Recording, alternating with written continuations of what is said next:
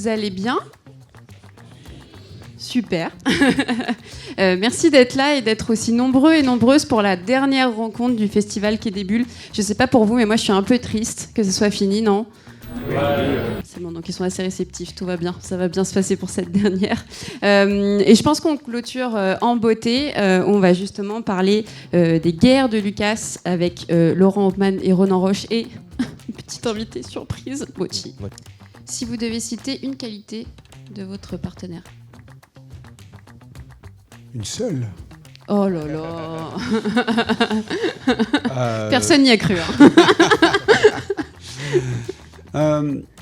Peut-être sa rigueur.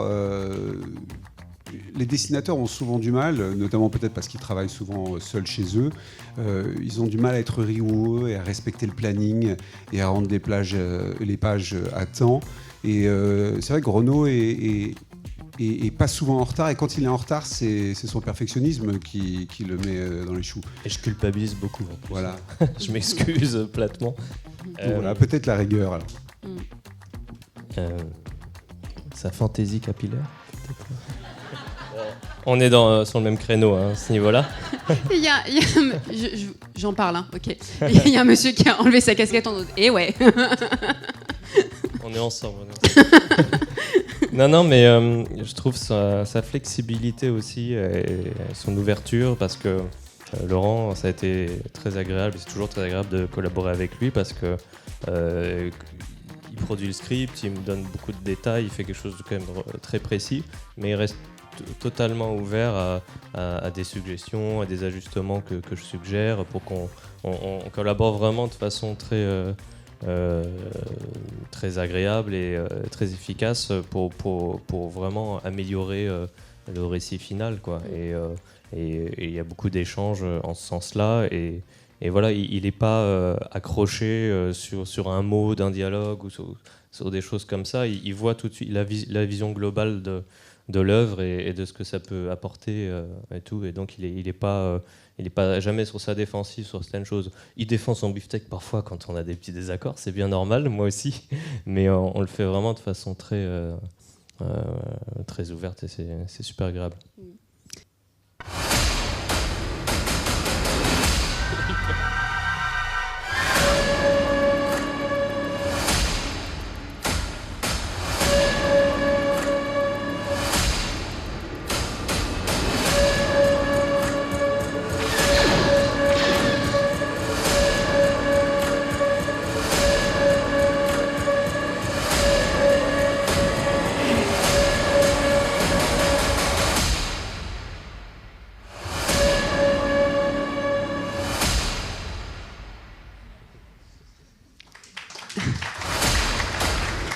Merci.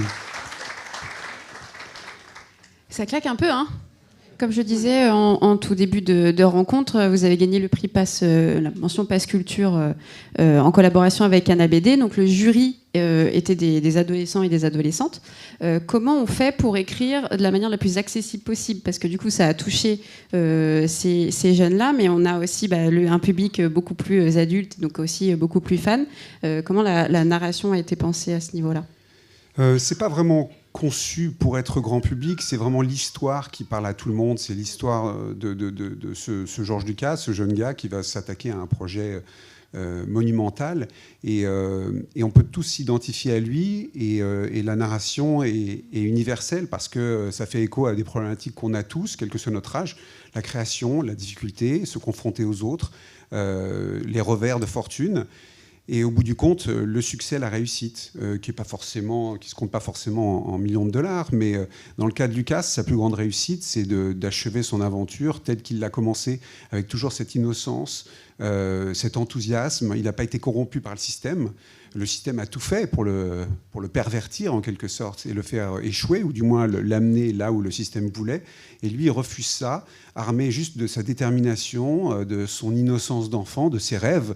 Il va aller au bout du chemin. Et ça, je pense que ça parle à tout le monde. Et c'est pour ça que ça parle aux plus jeunes comme aux un tout petit peu moins jeunes. Mais c'est vrai que c'était très touchant de recevoir ce prix de la part des lycéens, parce que il va de soi qu'en faisant un récit qui était notamment concentré sur le premier film de 1977, on savait qu'on allait peut-être plus directement, plus immédiatement toucher une certaine génération, voilà, de gens qui avaient une dizaine d'années ou une vingtaine d'années à l'époque. Donc forcément assez éloigné de la génération lycée d'aujourd'hui. Et c'est vrai que c'était plutôt ça au début, dans les premiers lecteurs qu'on a réussi à séduire, c'était plutôt ça. Et petit à petit, le lectorat s'élargissant, ça s'est vraiment diversifié et c'était extrêmement émouvant de voir que bah oui, des gamins d'à peine 17 ans avaient pu se projeter, se retrouver. Il y a même une jeune fille qui était dans le jury qui nous avait confié qu'elle n'avait jamais vu Star Wars en fait, et qu'elle avait lu toute la sélection de BD et que c'était celle vraiment qu'elle avait préférée. Donc comme quoi c'est possible, au-delà des générations, au-delà même de la connexion intime qu'on peut avoir avec la saga, avec le film, avec le personnage, bah, de se retrouver dans le récit. Donc ça c'est magnifique, c'est un super compliment. Je voulais faire un petit point autour de ton dessin, notamment sur le travail des couleurs.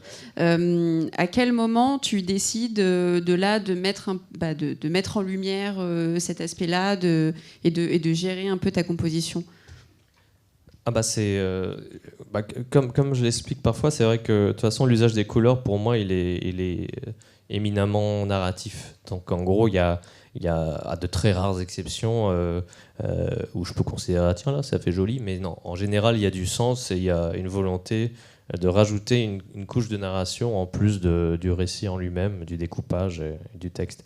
Du coup c'est assez central dès le début, dès le découpage en fait. J'essaie d'y penser assez tôt et de me dire bon bah voilà, qu'est-ce que je vais devoir mettre en lumière, souligner un peu plus. Mais il y a aussi une réflexion plus large parce que cet usage des couleurs, il va pouvoir être utilisé à différentes échelles. Donc ça va être au niveau d'une case pour pouvoir mettre justement en lumière un objet en particulier, guider le lecteur vers quelque chose de précis. Ça peut être à l'échelle d'une page, bien entendu, ou de plusieurs pages. Souvent, toutes les pages qui sont consacrées à l'imaginaire, quand il pitch par exemple ses idées pour les films, ou quand on voit voilà, des versions anticipées du scénario, enfin des versions voilà, un peu embryonnaires. Voilà, tout ce qui est lié à l'imaginaire, à l'aspect fictionnel, souvent la couleur s'invite. C'est des éléments du film aussi. Souvent Chewbacca et 3PO par exemple sont en couleur parce qu'ils sont littéralement quasiment tels qu'ils sont dans le film, donc c'est comme si un élément de l'imaginaire pénétrait la réalité. Et puis ça peut être aussi à l'échelle du récit complet. Dans le premier tome, par exemple, il y avait ce système que je pense beaucoup de lecteurs ont dû remarquer, cette couleur jaune qui revenait régulièrement à des moments clés. Et c'était tout le temps à des moments en fait, où le destin de George Lucas basculait sans que ça ait été lié à une décision de sa part. En fait. C'était des choses subies, parfois positives ou négatives, mais qui infléchissaient son destin de façon assez concrète, jusqu'à finalement le mener jusqu'à cette fameuse page où on voit le Star Wars, le logo Star Wars en géant sur la façade du Chinese Theatre. Comme si finalement ce destin avait été écrit depuis le début et que chaque inflexion l'avait mené jusque-là. Bonjour. Bonjour. Vous l'avez dit, il y a eu un gros travail de recherche pour trouver des sources et tout ça. Moi, je trouve quand même, je vous remercie, il y a un point qui fait que votre œuvre est particulière dans tout ce qui est les recherches sur le film, c'est la place de Marcia Lucas.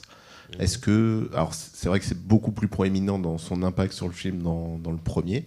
Est-ce que vous aviez comme projet de mettre Marcia Lucas comme un personnage central du récit ?